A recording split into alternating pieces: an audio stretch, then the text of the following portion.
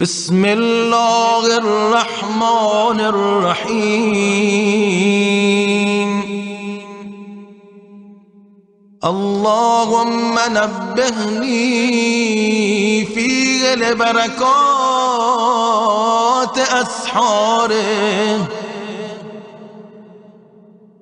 ونور فيه قلبي بضياء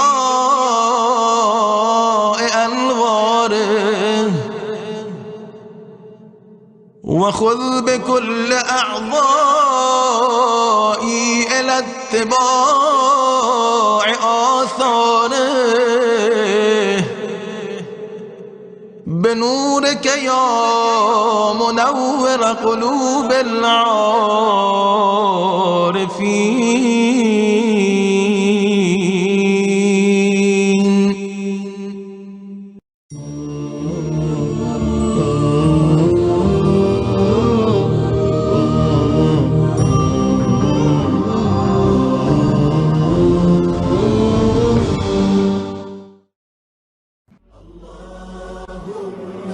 صل وسلم وزد وبارك